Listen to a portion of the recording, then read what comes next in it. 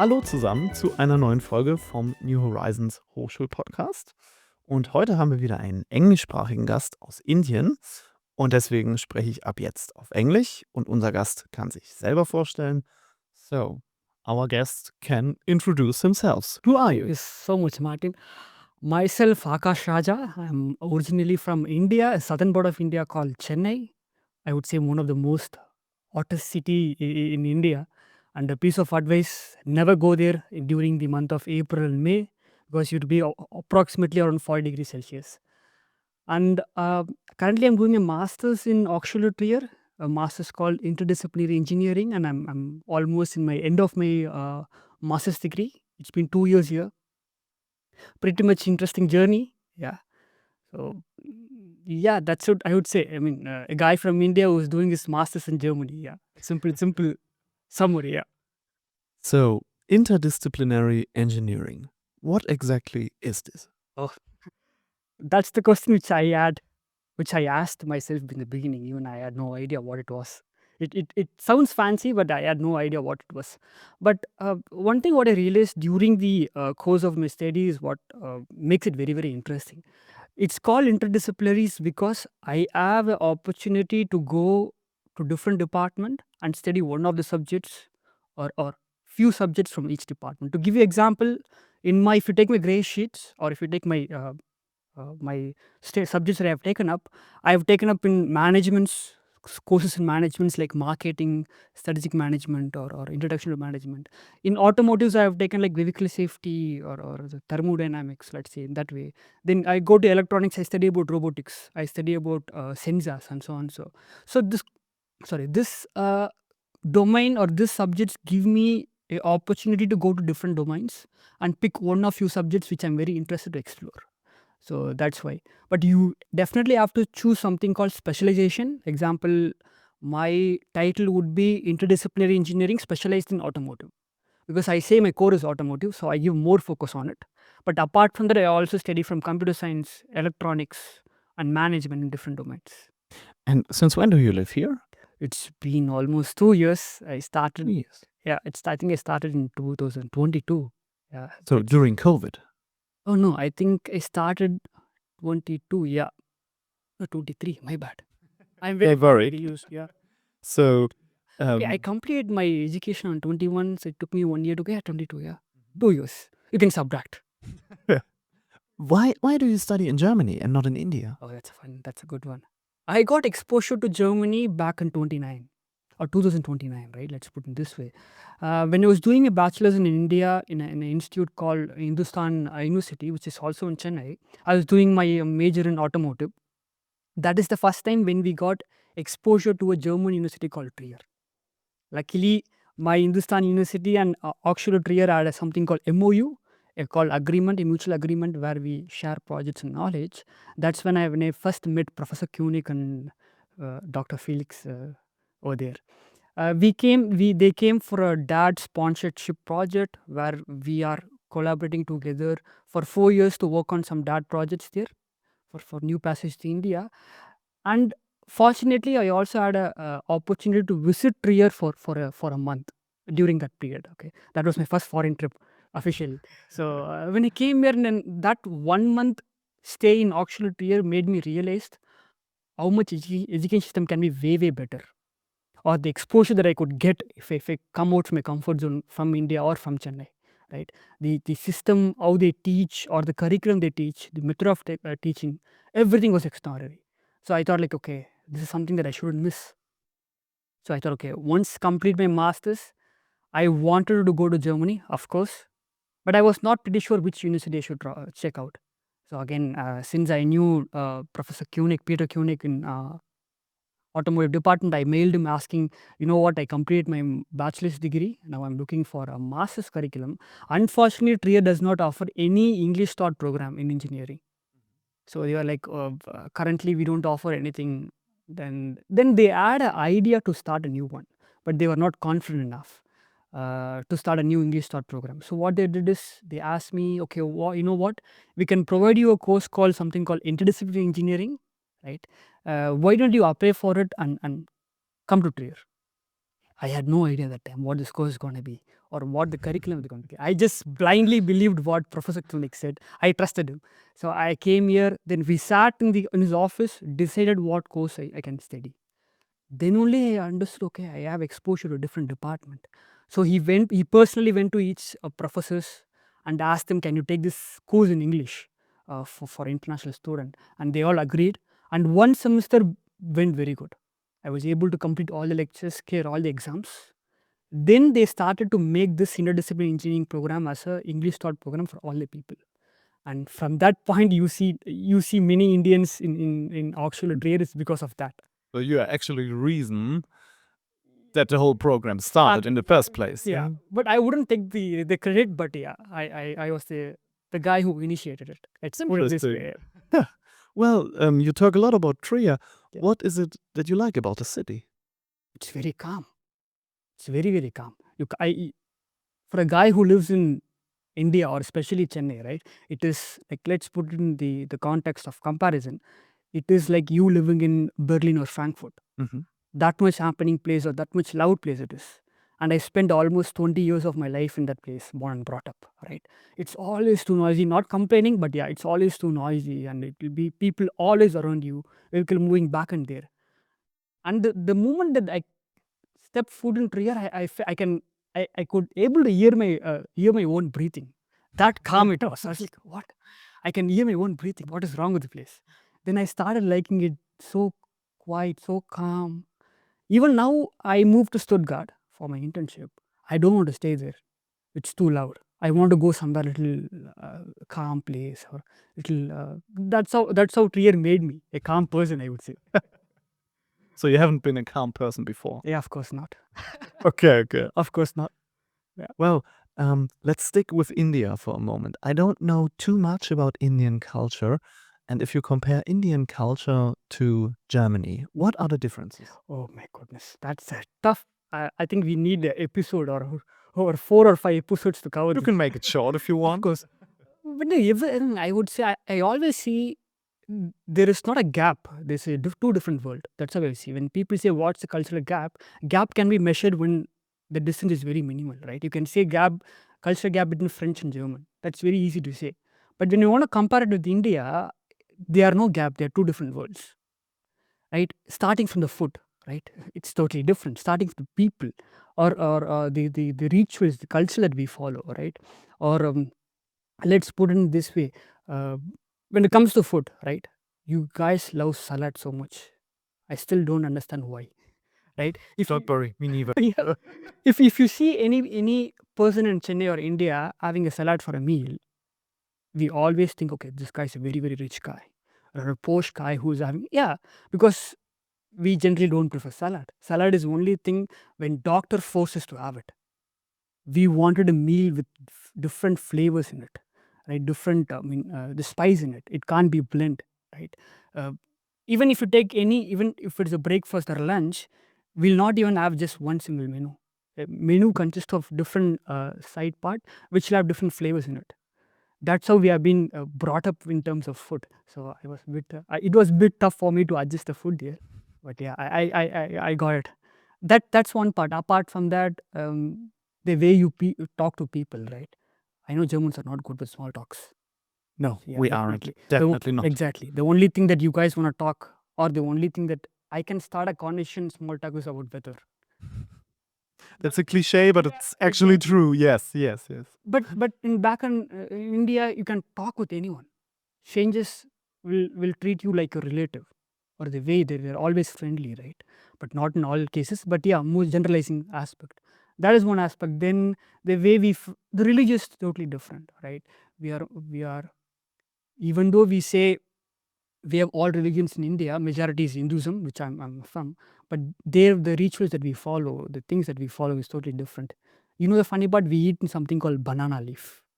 Mm-hmm. You'd have seen it in a photo, or that's something which I like, where they serve food in a banana leaf rather than plate. That's one of the cultural that I'm from, the southern part of India, right? So something like this, and you guys are very, very strict with the rules, which I don't like. Especially being an Indian, I don't like, because once I had a friend, I was asking to him, see, you know what, I have a driver license in India, which means I can drive a car. I just want to experience how your car is. Can I drive? He said, no, you can't drive. He didn't say you shouldn't. He said, I can't, which means it's impossible to drive if you don't have a driver license. So it's like that adamant guys you are Well, in terms of rules. well, it's true. We Germans are very strict with our rules and everything. Um, we already talked about the cultural differences. If you compare the university life Mhm. in India to Germany, what's different? Okay. Oh, that's a good one.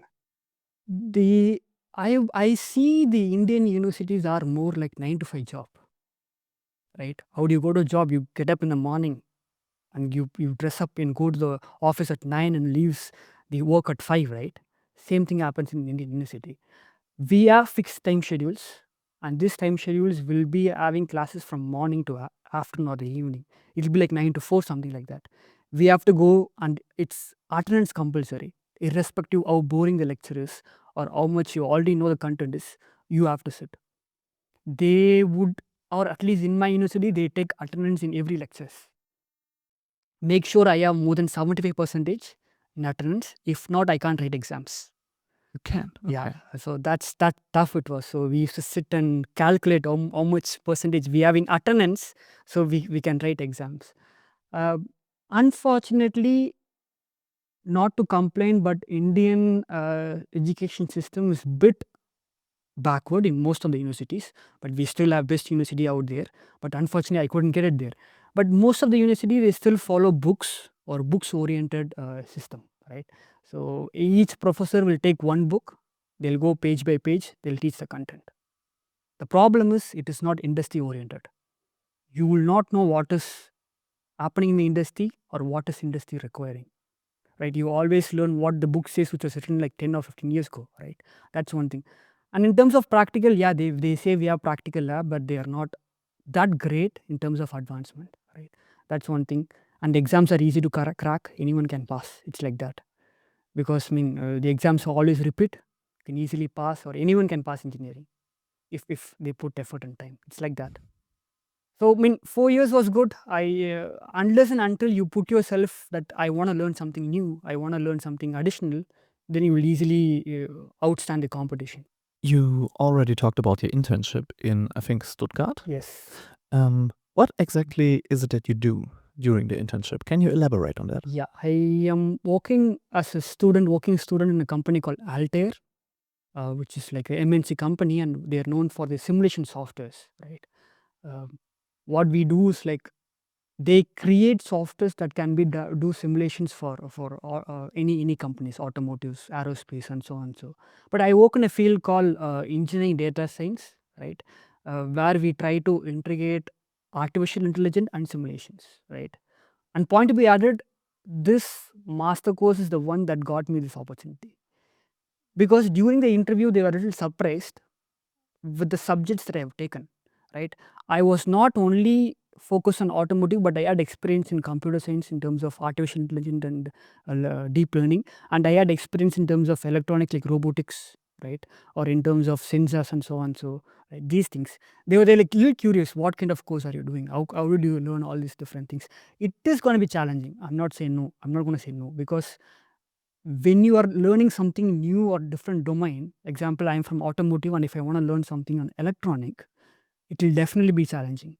But if you have so much interest and put hard work, you will learn more. So this is one reason what which got me into this internship, right? So as I told, I work in a data science department where we play around machine learning models, right? And we try to integrate that into a simulation aspect, because AI is everywhere. Companies are looking for that word to plug in whatever product they have, right? So I'm part of it. Well, how did you get the internship? It was, I would say, luck. Luck. Okay. Yeah, maybe you had some help from someone from Trier University. This part, even it was eventually luck, because I went to Expo in Luxembourg, which was recently. There, everyone started to ask my CV, my resume. That point, I realized I didn't have any resume so far. It's been 2 years and I don't have any resume, because I was. Then I decided, okay, I want to make a resume right now. Then I was looking for a job. This job profile was very easy to create a resume for. They didn't ask me for a cover letter. They didn't ask me for a recommendation letter. They asked me just upload your resume. We'll look into it and we'll call you for interview. So it was easy for me to push myself. I created a resume for this job role. I applied it and they called me for the interview. Well, I would say like good for you. Well, you've been here for 2 years. Yeah. When you first came to Germany, we Germans love our paperwork and bureaucracy, and yeah, you know where we are going.